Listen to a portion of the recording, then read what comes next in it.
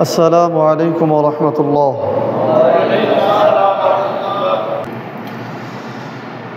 إن الحمد لله نحمده ونستعينه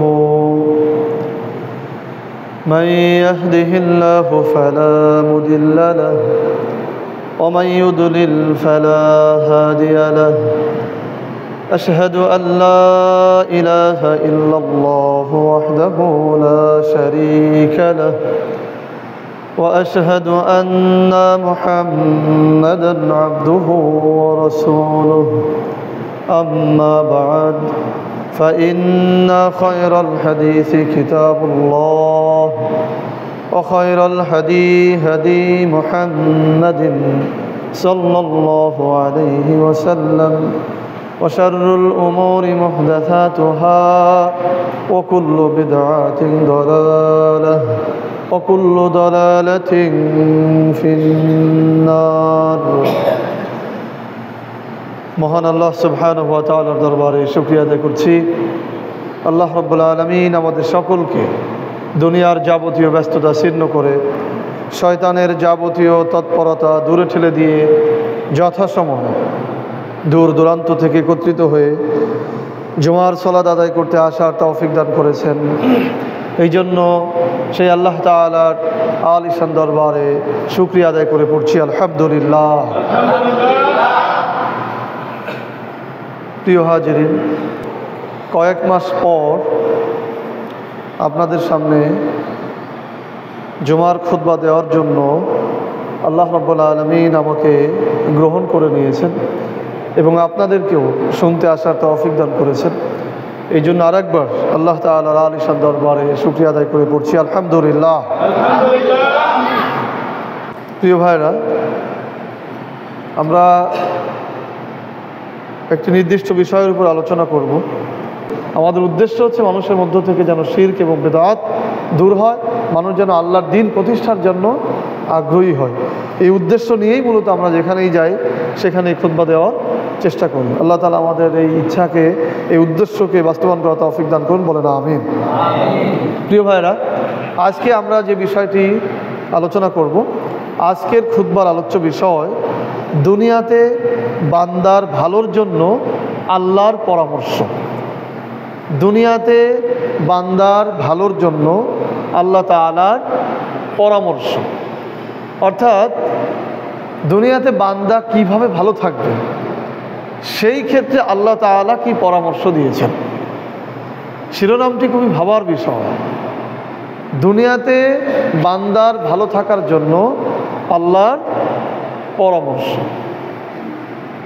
বান্দা কিভাবে ভালো থাকবে সেই পরামর্শ আল্লাহ সুবহানাহু ওয়া তাআলা দিয়েছেন। আমরা সেই পরামর্শগুলি নিয়েই আলোচনা করব ইনশাআল্লাহ। প্রিয় ভাইরা, বান্দার সাথে আল্লাহর সম্পর্কটা হচ্ছে রূপক অর্থে ছাত্র এবং শিক্ষকের সম্পর্ক। বান্দার সাথে আল্লাহর সম্পর্ক হচ্ছে ছাত্র এবং শিক্ষকের সম্পর্কের মতো। ছাত্র এবং শিক্ষকের মধ্যে যেমন সম্পর্ক থাকে, আল্লাহ এবং বান্দার মধ্যেও এরকম একটি সম্পর্ক রয়েছে। অর্থাৎ একজন শিক্ষক সারা বছর ধরে ছাত্রদেরকে পড়ায় আর তাদের মান উন্নয়ন করার জন্য একটি পরীক্ষা নেওয়ার সিদ্ধান্ত গ্রহণ করে। আর এই পরীক্ষায় যেই প্রশ্নগুলি তিনি করবেন, কি করলে এই পরীক্ষায় ভালো উত্তীর্ণ হওয়া যাবে, এই ব্যাপারে তিনি পরামর্শ দিয়ে থাকেন যে এই কাজগুলি, এই প্রশ্নগুলি যদি তুমি এইভাবে পড়ো তাহলে তুমি ভালো ফলাফল অর্জন করবা। কিন্তু পরীক্ষার আগের দিন পর্যন্ত, আগের ক্ষণ পর্যন্ত শিক্ষক বলেন যে এই প্রশ্নগুলো পড়ো, এইভাবে লিখো, এইভাবে করো, এরকম পরামর্শ দিতে থাকে। কিন্তু পরীক্ষা যখন শুরু হয়ে যায় তখন কিন্তু শিক্ষক আর কিছুই বলেন না।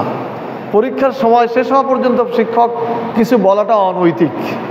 আবার পরীক্ষা শেষে আবারও তিনি বলতে পারেন।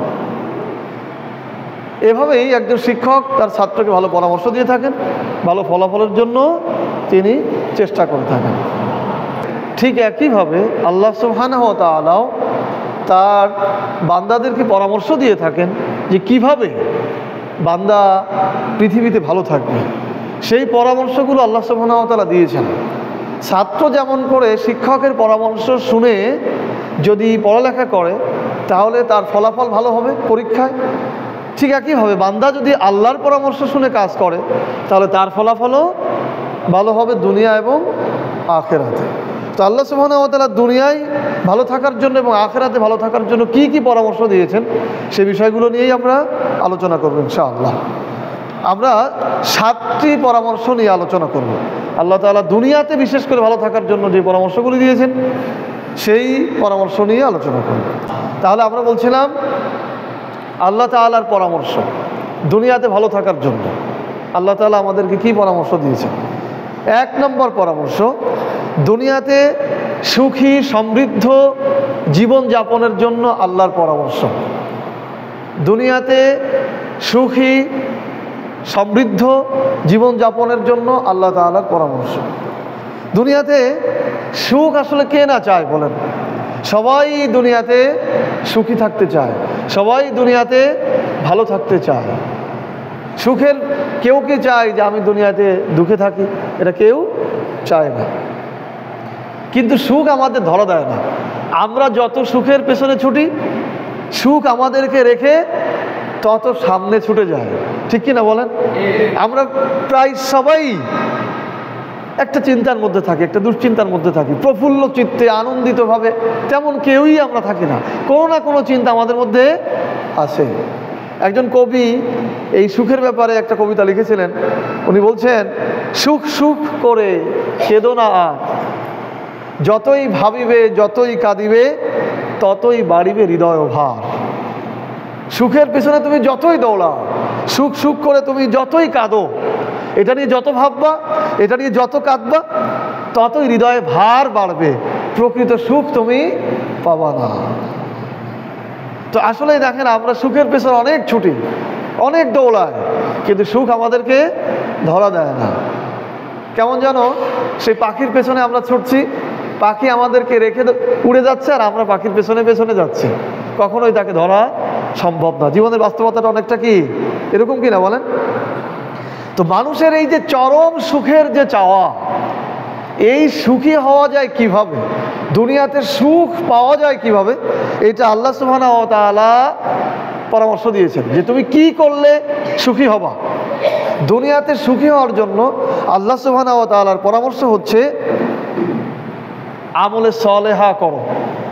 দুনিয়াতে সুখী হওয়ার জন্য আল্লাহ তাআলার পরামর্শ হচ্ছে আমলে সালেহা করো, অর্থাৎ ভালো আমল করো, ভালো কাজ করো।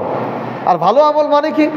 ভালো আমল মানে শুধু নামাজ রোজা তাসবিহ জিকির এ পর্যন্তই সীমাবদ্ধ না।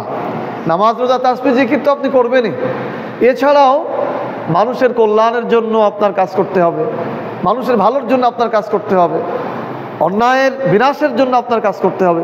এরকম যত আমলে সালেহা আছে, ভালো কাজ আছে, এই ভালো কাজগুলো তুমি করো, এটি আল্লাহর পরামর্শ। তাহলে দুনিয়াতে সুখী হওয়ার জন্য, পরম সুখ পাওয়ার জন্য আল্লাহর পরামর্শ হচ্ছে বেশি বেশি আমলে সালেহা করো, ভালো কাজ করো। আল্লাহ সুবহানাহু ওয়া তাআলা বলেছেন, মান আমিলা সালিহাম মিন যাকারিন ওয়া উনসা ওয়া হুয়া মুমিন।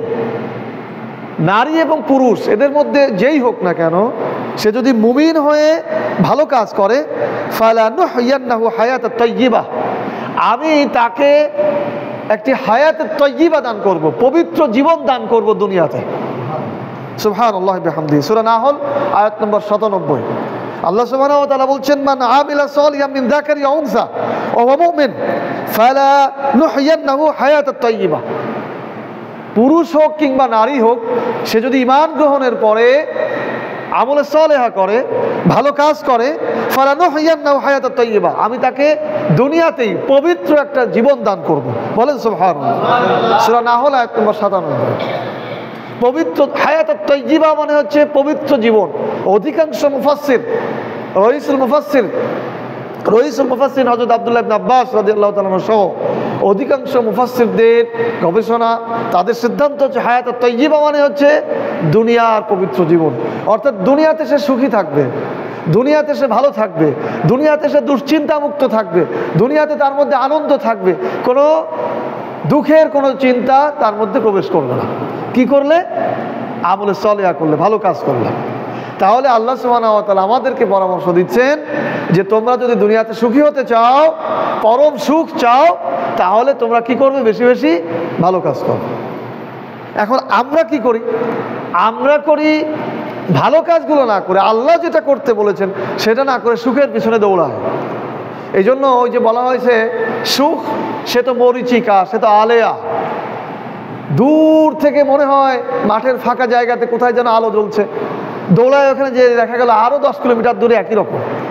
সুখটা এরকম, আপনি সুখের পেছনে যতই ছুটবেন সুখ আপনাকে রেখে চলে যাবে। সুতরাং আপনাকে স্টপ করে দিতে হবে, না আমি সুখের পেছনে আর দৌড়াবো না, সুখকে ধরার জন্য আমার দৌড়ানোর দরকার নেই। আমি কি করব? আল্লাহ যে পরামর্শ দিয়েছেন, ভালো কাজ করতে বলেছেন, আমি ভালো কাজ করা শুরু করব। আমি রাত্রে শুয়ে শুয়ে সুখের চিন্তা না করে অমুক লোকের কি উপকার করা যায়, অমুকের কি ভালো করা যায়, অমুককে কি খেতে দেওয়া যায়, অমুকের কি সহযোগিতা করা যায়, এই চিন্তাগুলো করব। তাহলে এটা আমলে সালেহ হবে আর আল্লাহ তাআলা আমাকে সুখ দিবেন। বলেন সুবহানাল্লাহ। তাহলে আমরা কি পরামর্শ পেলাম? আল্লাহর পক্ষ থেকে পরামর্শ। আল্লাহর পক্ষ থেকে পরামর্শ হচ্ছে যদি তুমি ভালো কাজ করো, আমলে সালেহ করো, তাহলে দুনিয়াতে তুমি একটা পবিত্র জীবন পাবা, যেই জীবনের মধ্যে কোনো দুঃখ থাকবে না, তুমি সুখের মধ্যেই থাকতে পারবা। আল্লাহ তাআলা আমাদেরকে তৌফিক দান করুন, আমিন। প্রিয় ভাইরা, অনেকের প্রশ্ন আছে না, হুজুররা এত ভালো থাকে কেন? অধিকাংশ ইমাম, খতিব, আলেম ওলামা দেখবেন চিন্তা কম। কারণ কি জানেন? তারা সুখ নিয়ে এত চিন্তা ভাবনা করে না। বিশেষ করে যারা খুব বেশি দিনের কাজ করে তাদের তো এই সমস্ত নিয়ে কোনো চিন্তাই নেই। এই জন্য তারা বেশি সুখী থাকে, মানে দুনিয়ার সুখ নিয়ে তাদের এত মাথা ব্যথা নেই। তাদের চিন্তা পরকালে যে কিভাবে সুখী থাকবো। এই জন্য আল্লাহ তাআলা তাদেরকে দুনিয়াতেও কি সুখ দেন। এই জন্য আমাদের উচিত পরকালীন চিন্তা বেশি করা, মানুষের উপকারের চিন্তা করা, তাহলে আল্লাহ তাআলা আমাদেরকে কি দিবেন? সুখ দিবেন। প্রিয় ভাইরা, 2 নাম্বার, দুনিয়াতে চরিত্রবান স্বামী বা স্ত্রী পাওয়ার জন্য আল্লাহর পরামর্শ।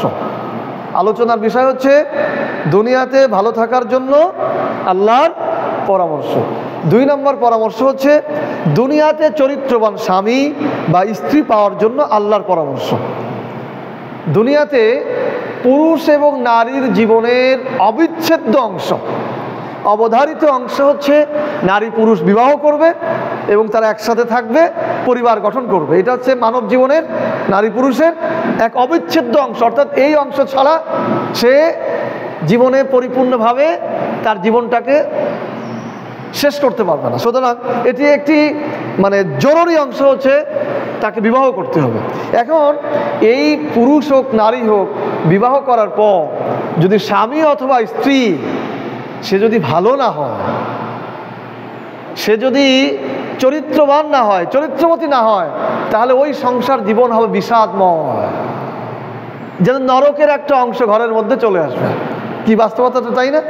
এই জন্য আল্লাহ সুবহানাহু ওয়া তাআলা পরামর্শ দিয়েছেন যে কি করলে তুমি এই নরক, এই বিষাদময় জীবন যেন তোমার ঘরে প্রবেশ না করে, সে হোক নারী হোক পুরুষ।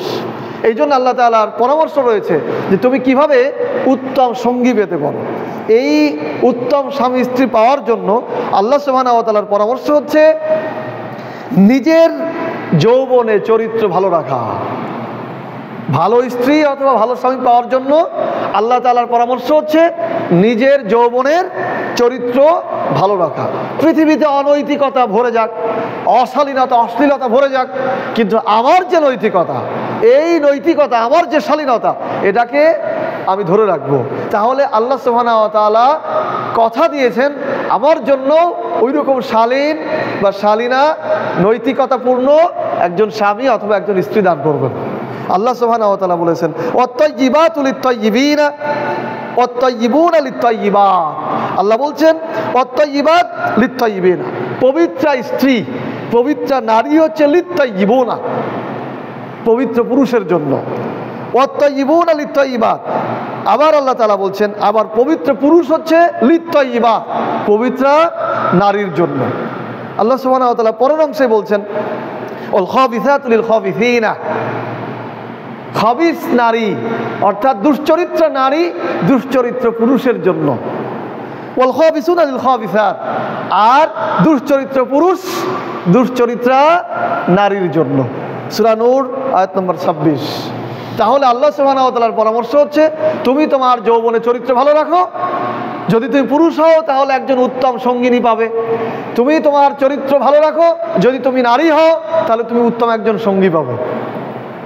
তাহলে পরামর্শ হচ্ছে তোমার চরিত্রটাকে কি করো, সুন্দর করো।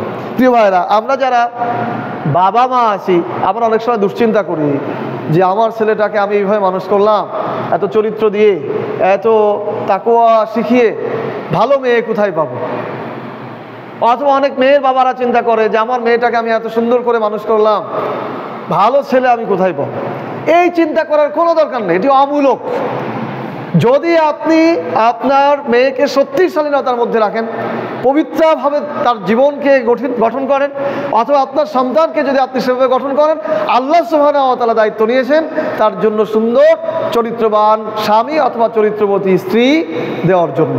সুবহানাল্লাহ। এটি হচ্ছে আমাদের আল্লাহর ক্ষেত্রে আল্লাহর থেকে আমাদের পরামর্শ উত্তম সঙ্গী নির্বাচনের জন্য।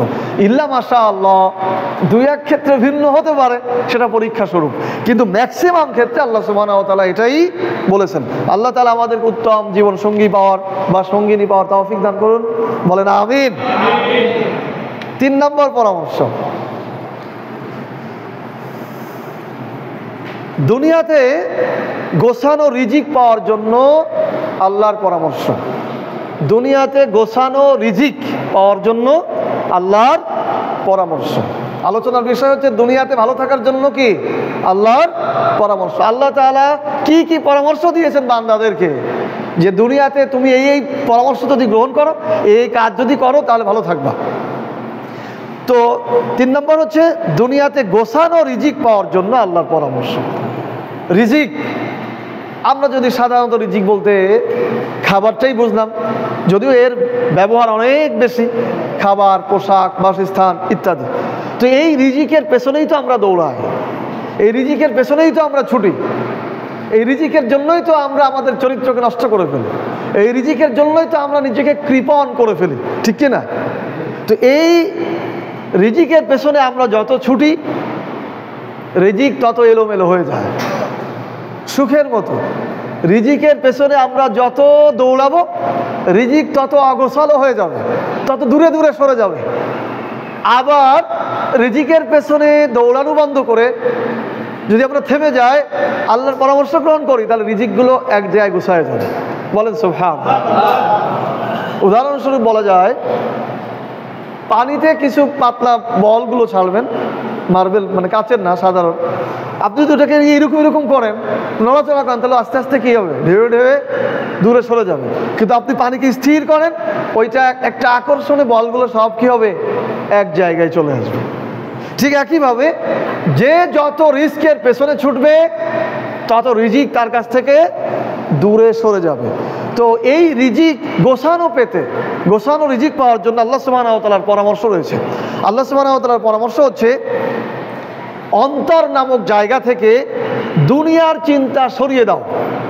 আল্লাহ তাআলা বান্দাকে পরামর্শ দিচ্ছেন গোছানো রিজিক পাওয়ার জন্য, যে তুমি অন্তর নামক জায়গা থেকে রিজিকের যে চিন্তা, দুনিয়ার যে চিন্তা, এইটাকে সরায় দাও, আর সেখানে আমার ইবাদতকে বসায় দাও। অন্তর নামক জায়গা থেকে রিস্কের চিন্তাকে দূর করে দাও, আর আমার ইবাদতকে বসায় দাও, তাহলে রিজিকগুলো গোছানো হয়ে যাবে, তুমি গোছানো রিজিক পেয়ে যাবা। বলেন সুবহানাল্লাহ। عن أبي هريرة رضي الله تعالى عنه قال قال النبي صلى الله عليه وسلم قال الله عز وجل يا ابن آدم تفرق لعبادتي أم لا صدرك غني وأسد فقرك وإلا تفعل ملأت يدك شغلا ولم أسد فقرك।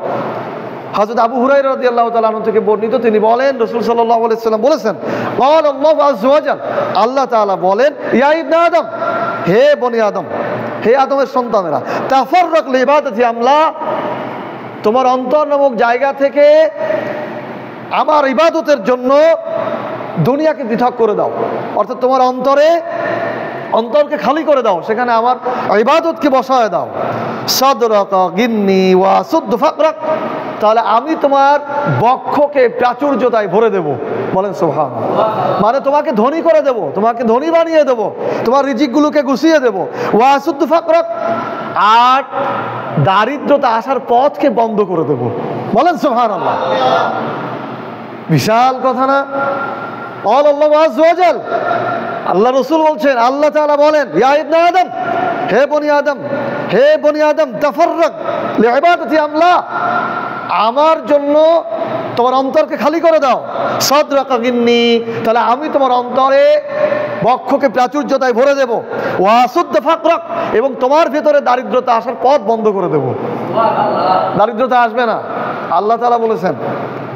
ওয়াইল্লা তাফাল, আর যদি তুমি সেটা না করো, মালে তুই এটাকে শোকলেন, যদি তুমি তোমার হাতকে ব্যস্ত করে দাও শুধু দুনিয়ার পেছনে ছোট, শুধু রিজিকের অন্বেষণে ছোট, শুধু দৌড়াও, আমাকে ভুলে যাও, ওয়ালা মাসুদ্দা ফাকরাক, তাহলে ওয়ালা মাসুদ্দা ফাকরাক, আমি কোনোভাবেই তোমার অভাবকে দূর করে দেব না। বলেন নাউযুবিল্লাহ। মিশকাত শরীফ পার্থিব চিন্তা অধ্যায়ের হাদিস, তারগীব ও তারহিব পার্থিব চিন্তা দুনিয়ার চিন্তা অধ্যায়ের হাদিস। তাহলে যে ব্যক্তি দুনিয়ার পেছনে দৌড়াবে আল্লাহকে বাদ দিয়ে, আল্লাহ তাআলা তার দারিদ্রতাকে দূর করবেন না। আমি কি বুঝাতে পেরেছি কথা? প্রিয় ভাই, আজকে আমাদের নিজেদের দিকে দেখেন, আমরা শুধু দুনিয়ার পেছনে ছুটি। এই যে নামাজ পড়তে অনেকে আসতে পারে না, আসবে না, দেরি করে আসে, কেন? বিভিন্ন কাজে তারা ব্যস্ত, কিন্তু বোঝে না যে আমি যদি আল্লাহর কাজে যাই তাহলে আমার রিজিকটা আল্লাহ গুছায় দেবেন। আমি এই বিষয়টি বারবার এভাবে বোঝার চেষ্টা করি। আমার বাড়িতে একটা ছোট মুরগির ঘর আছে, ওখানে কিছু কবুতর আছে। তো আমার স্ত্রী কবুতরকে যখন খেতে দেয়, তখন ওরা প্রথমে এসে খুব খাওয়ার জন্য একেবারে তালমাতাল শুরু করে। তখন ওই অধৈর্য ওই যে খাবার হাতে থাকে ওইটা এরকম ছড়াই দেয়, ছড়াই দিলে ওটা চারিদিক থেকে মাথা খুঁটে খুঁটে খেতে হয়।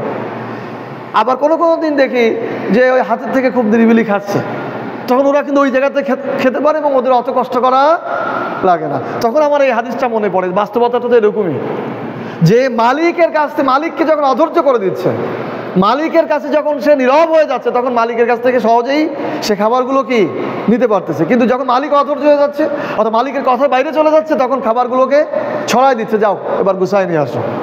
গুছাতে সময় বেশি লাগবে না? তো আল্লাহ তাআলা ঠিক এটাই বলেছেন, ওয়ালা মাসুদ্দা ফাকরাক, আমি কখনোই তোমার দারিদ্রতাকে দূর করে দেব না, তুমি শুধু দৌড়াতে থাকবা। রিস্কের পেছনে দৌড়াতে দৌড়াতে দৌড়াতে একসময় আজরাইল আলাইহিস সালাম চলে আসবে, তোমার আশা আকাঙ্ক্ষা সব থেকে যাবে, তুমি কবরে চলে যাবা। তাহলে আল্লাহর পরামর্শ হচ্ছে, গোছানো রিজিক পাওয়ার জন্য কি করতে হবে? অন্তরকে আল্লাহর জন্য খালি করে দিতে হবে। 4 নম্বর, দুনিয়ার যাবতীয় চিন্তা আল্লাহর কাঁধে তুলে দেওয়ার জন্য আল্লাহর পরামর্শ। দুনিয়ার যাবতীয় চিন্তা আল্লাহর কাঁধে তুলে দেওয়ার জন্য আল্লাহর পরামর্শ। যাবতীয় চিন্তা গুছায় আল্লাহর কাঁধে তুলে দিতে হবে, এই জন্য আল্লাহ তাআলা পরামর্শ দিচ্ছেন। দুনিয়াতে কত চিন্তায় আমরা জড়িত, তাই না? হাঁটতেছি, চলতেছি, ঘুমোচ্ছি, বালিশে মাথা দিয়েছি, তখনও চিন্তা আমাদের মাথায়, ঠিক কি না? চিন্তা কি আমাদের পিছু ছাড়ে? যেখানেই থাকি না কেন, পরিবার নিয়ে চিন্তা, নিজেকে নিয়ে চিন্তা, অসুস্থতা নিয়ে চিন্তা, অর্থাভাব নিয়ে চিন্তা, কি চিন্তা আছে না?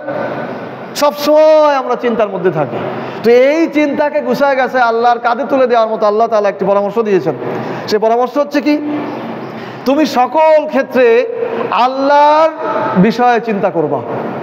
তুমি সকল ক্ষেত্রে আল্লাহর বিষয়কে চিন্তার কেন্দ্রবিন্দু বানাবা, তাহলে তোমার যাবতীয় চিন্তা আমি কাঁধে তুলে নেব। বলেন সুবহানাল্লাহ। এটি হচ্ছে আল্লাহর পরামর্শ। রাসূল সাল্লাল্লাহু আলাইহি ওয়াসাল্লাম বলছেন, মান জাআলাল হাম্মা হাম্মাল ওয়াহিদা, যেই ব্যক্তির চিন্তা একমাত্র আল্লাহর জন্য হয়, অর্থাৎ সকল ক্ষেত্রে সে আল্লাহর বিষয়কে নিয়েই চিন্তা করে, কাফাহুল্লাহ হাম্মা দুনিয়া, আল্লাহ রাব্বুল আলামিন তার দুনিয়ার সকল চিন্তার জন্য যথেষ্ট। বলেন সুবহানাল্লাহ।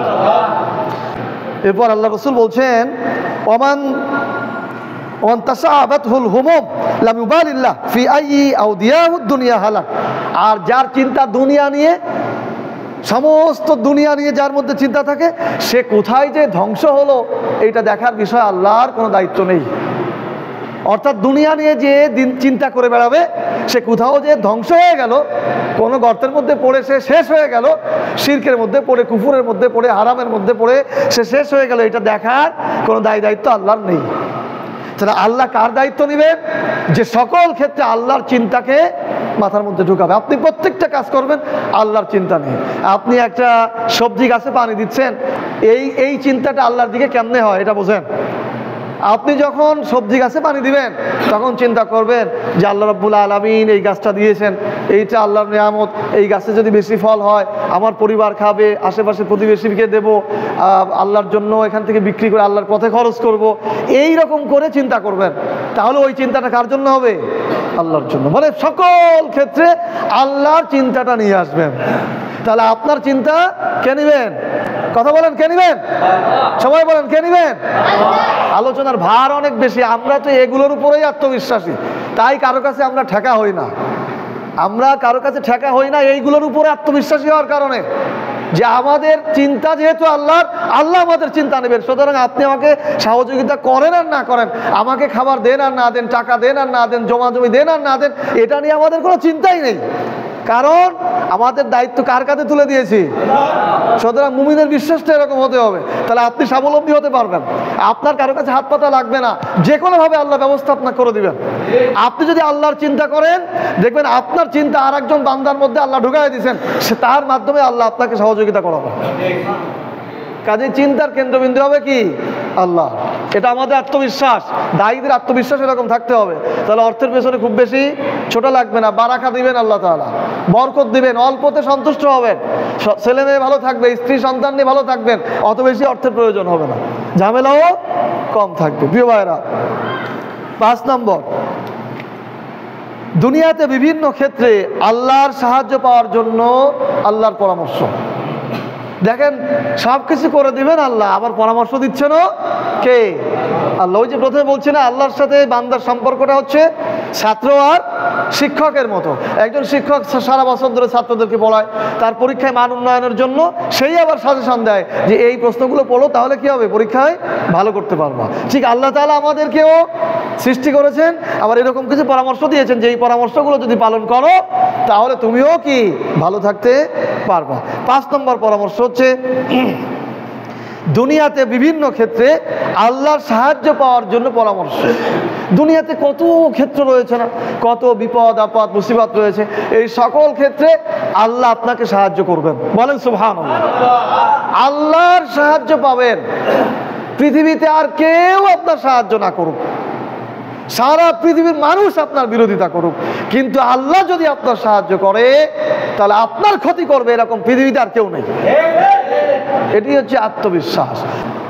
আল্লাহর সাহায্য পাওয়ার জন্য আল্লাহর পরামর্শ হচ্ছে তুমি আমার কাজ করে দাও, আমি তোমার কাজ করে দেব, অথবা তুমি আমাকে সাহায্য করো, আমি তোমাকে সাহায্য করব। আল্লাহ তাআলার সরাসরি কথা, তুমি আমাকে সাহায্য করো, আমি তোমাকে সাহায্য করব। আল্লাহ কে? আল্লাহ সেই মহান, যিনি আসমান জমিনের মালিক, লিমানিল মুলকুল ইয়াউম, যার রাজত্ব, প্রভুত্ব, কর্তৃত্ব এই পৃথিবীর 7 জমির নিচে, এই আকাশের 7 আসমান উপরে।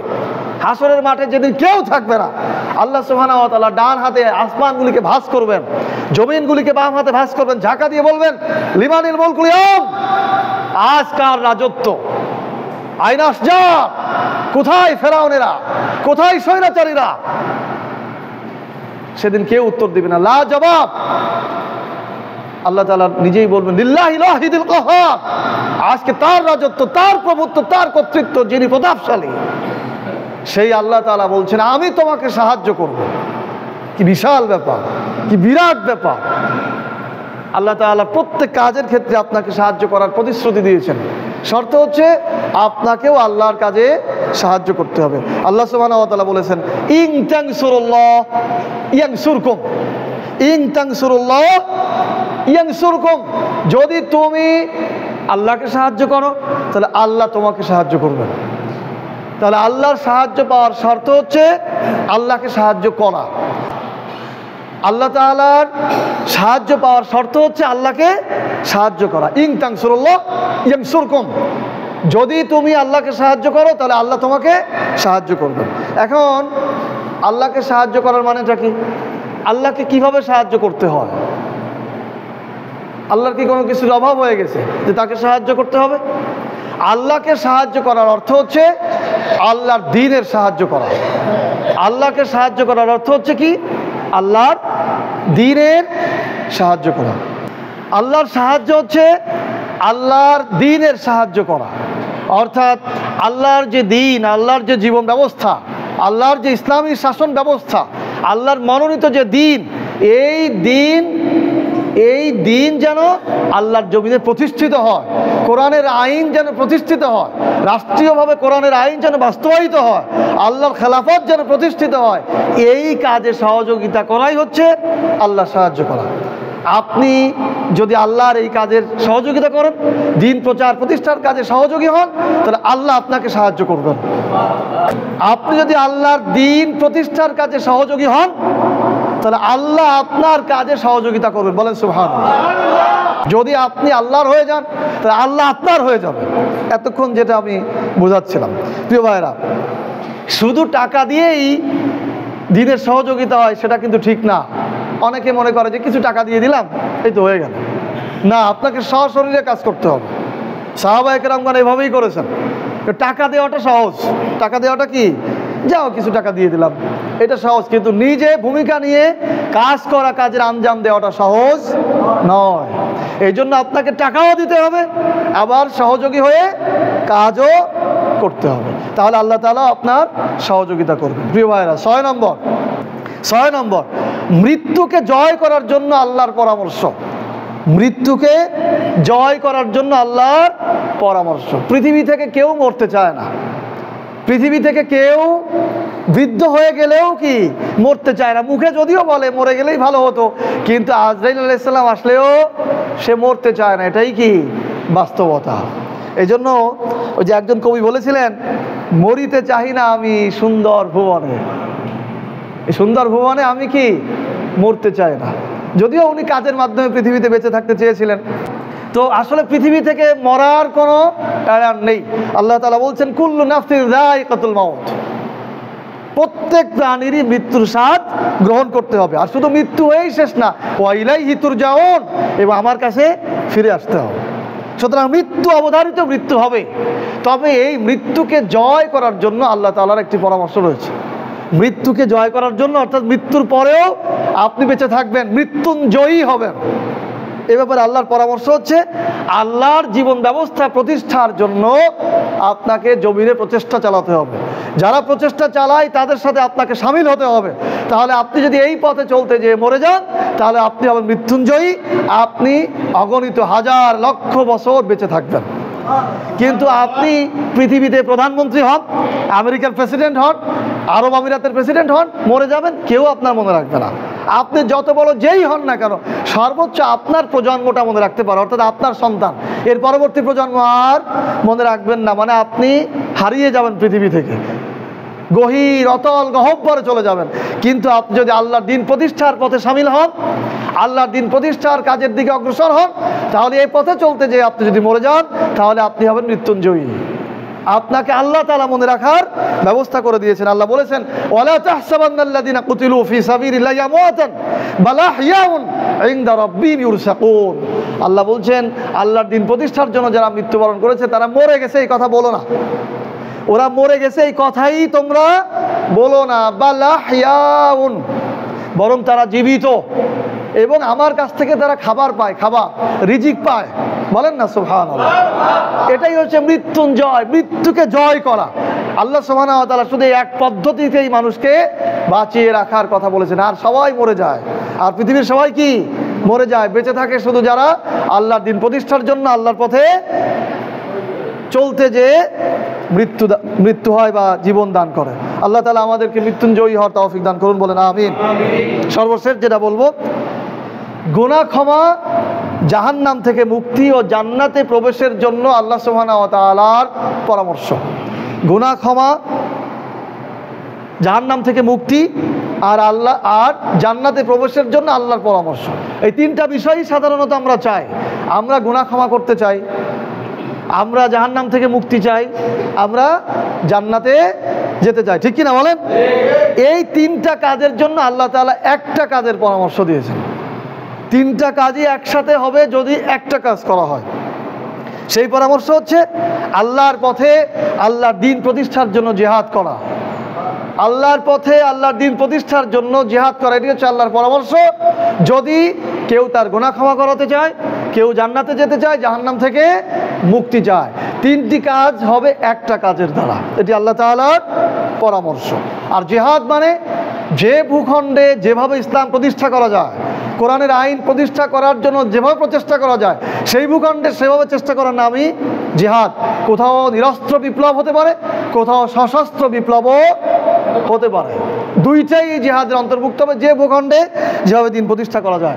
আল্লাহ সুবহানাহু ওয়া তাআলা বলেছেন, ইয়া আইয়ুহাল্লাযিনা আমানু হাল আদুল্লুকুম আলা তিজারা তুনজিকুম মিন আযাবিন আলীম তুমিনুনা বিল্লাহি ওয়া রাসূলিহি ওয়া তুজাহিদুনা ফি সাবিলিল্লাহ বিআমওয়ালিকুম ওয়া আনফুসিকুম যালিকুম খায়রুল লাকুম ইন কুনতুম তা'লামুন ইয়াগফির লাকুম যুনুবাকুম ওয়া ইউদখিলকুম জান্নাত তাজরি মিন তাহতিহাল আনহার ওয়া মাসাকিন তাইয়্যিবাতান ফি জান্নাতি আদনি যালিকাল ফাওজুল আযীম। আল্লাহ বলছেন, হে ঈমানদারেরা, আমি কি তোমাদেরকে একটি ব্যবসার কথা বলবো?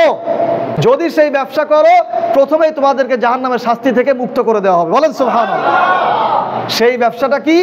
আল্লাহ এবং তার রাসূলের পথে, আল্লাহ এবং তার রাসূলের প্রতি ঈমান আনো, ওয়া তুজাহিদুনা ফি সাবিলিল্লাহ, আল্লাহর পথে জিহাদ করো, আল্লাহর দ্বীন প্রতিষ্ঠার জন্য জিহাদ করো।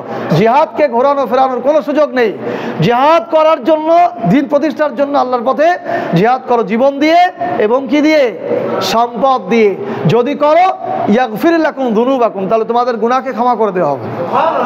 যাও, এই জীবনে যত পাপ করেছো, যদি এই পথে চলে আসো, সব গুনাহকে মাফ করে দেওয়া হবে। আর তারপর কি করা হবে? ওয়া ইউদখিলকুম জান্নাত, এবং জান্নাতে তোমাদেরকে প্রবেশ করানো হবে। আর এটাই হচ্ছে সফলতা, যালিকাল ফাওজুল আযীম। তাহলে যদি কেউ আল্লাহর দ্বীন প্রতিষ্ঠার জন্য জিহাদ করে, সংগ্রাম করে, তাহলে আল্লাহ তাআলা তার জন্য তিনটা বিষয় রেখেছেন। প্রথমতই তার জাহান্নাম থেকে মুক্ত করে দেওয়া হবে, তার গুনাহকে ক্ষমা করা হবে, এবং তাকে জান্নাতে প্রবেশ করানো হবে। আল্লাহ তাআলা আমাদেরকে তৌফিক দান করুন, আমিন। প্রিয় ভাইরা, আমরা এত সময় দুনিয়াতে কিভাবে ভালো থাকা যায়, আল্লাহ সুবহানাহু ওয়া তাআলা বান্দাদেরকে কি পরামর্শ দিয়েছেন, সেই বিষয়ে আমরা বলছিলাম যে আল্লাহ তাআলার পরামর্শ। আল্লাহ সুবহানাহু ওয়া তাআলা আমাদেরকে তৌফিক দান করুন, আমিন। সুবহানাকাল্লাহুম্মা ওয়া বিহামদিক আশহাদু আল্লা ইলাহা ইল্লা আনতা আস্তাগফিরুকা ওয়া আতুবু ইলাইক।